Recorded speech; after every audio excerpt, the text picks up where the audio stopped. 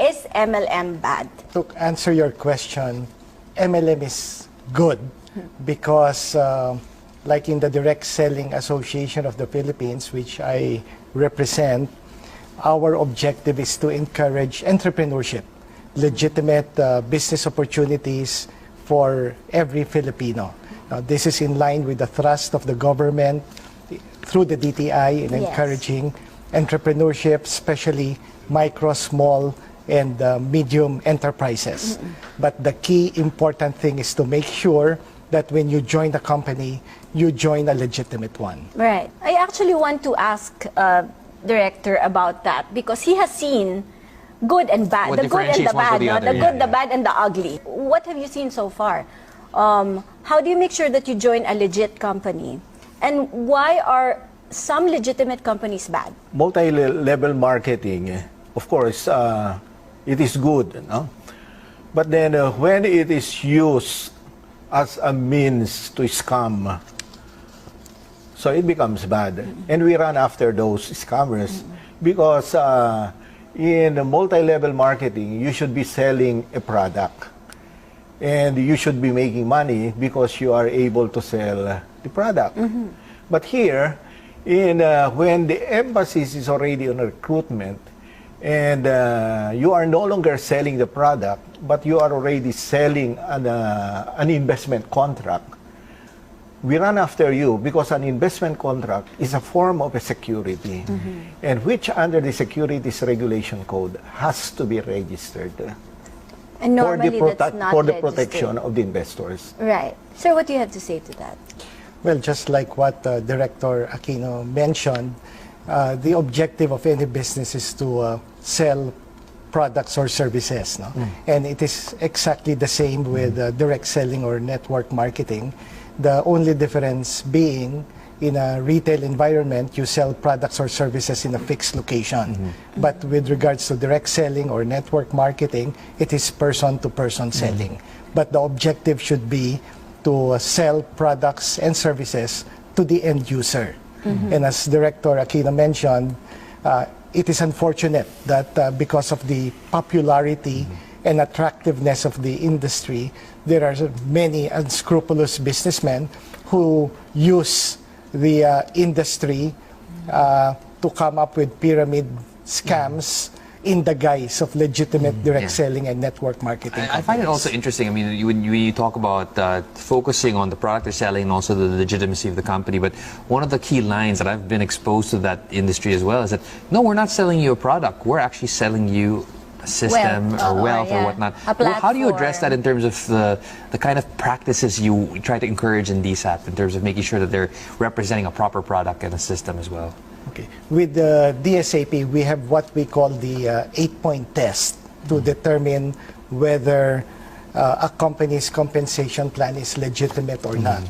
This is consistent with the guidelines of the Department of Trade and Industry as embodied in their Administrative Order Number 8, Series of 2002, which defines the definition of pyramiding and which outlines the type of pyramiding that is considered illegal. To a lot of people, I've seen the 8-point test, and I've also seen so many companies who, at first blush, you'd think that they are following all of those tests. Because now, as the area of investments has evolved, there's a gray line now. Some companies appear to be selling a product, but in fact, the emphasis is really on recruitment. So the product might be there, there's a brand, they have displays, and you actually hold it. When you buy, have you ever been? Yes. Are you open-minded? Enough. Right? Well, people buy them, and they actually hold these products. Some of them are beauty products, some are skin, whatever, stem cell, whatever.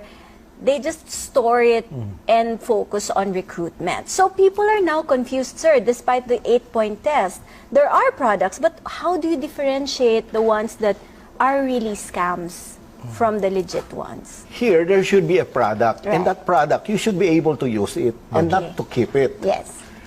So if you are not using that product, but then you simply buy because you would like to earn money through recruitment, Right. definitely that becomes already a warning sign that the business you are entering into is not a legit one.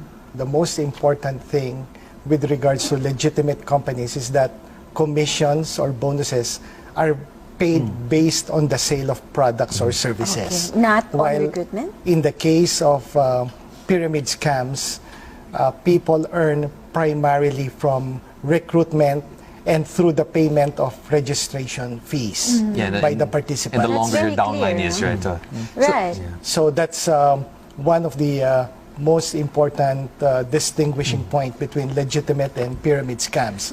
There are also other red flags. Yes. No? If I may share, like an example would be the selling of multiple slots or positions. I guess you've heard some companies say Yes. that, okay, why don't you join Three. the Okay, so company- it's a three-header. Yeah, exactly. three-header, I or there are studied some this for 30 so many headers. years. No? 30 headers. So for a legitimate company, it's like a membership club. Right. You sign up only once, and we try to make it as easy as possible. So we try to make the fee as low as possible, for as low as a few hundred pesos. So if you're being charged registration fee into thousands, then you may start to ask the question why the registration fee is high. Secondly, you don't have to sign up your name, 3, 5, 10 times. No? So in an interview with Chairman Herbosa, conducted by Josiah Go, Chairman Herbosa did mention that selling multiple slots is considered as an investment contract Sure. and partake the nature of securities. Yeah, And should therefore go through the difficult Exactly. process of registering that security with the SEC. And we all know when you want to do that, you have to give the SEC your financial statements and your cash flow and everything, all the financial documents, which will prove that the existence of your company and its health will depend on the sale of the products and not on and that's a recruitment. fiduciary responsibility already. Now, when we talk about the business perspective, for example, a first-time or wannabe entrepreneur comes in and says, "Okay, I'm going to devote my life to this. I'm going to build my, network down the line." What really will drive them to be successful in terms of getting into a business? Is it the love for a product? Is it the kind of sector they're in? What really differentiates the successful ones for the non-successful ones? Okay, when you would like to be part of the industry, there are two major ways. One is if you have a product that you want to market, you could use direct selling or network marketing as the channel of distribution. It's a very powerful channel. No?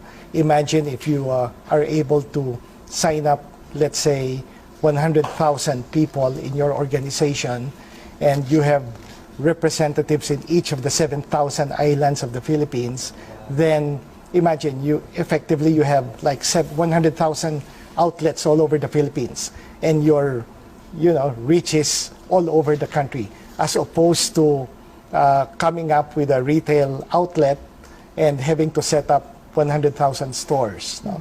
So it is a very good, powerful and cost-effective way to market products.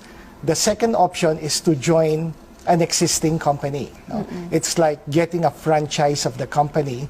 It's a matter of choosing the product category you would like to venture into, the brand. You start sharing the products, and you're started with your business. I suppose it goes without saying that you have to be ultra passionate about the product and to the point that you're a user and an advocate, right? Yes, that's right. No, it's so difficult to market a product unless you use the products and you believe in the products.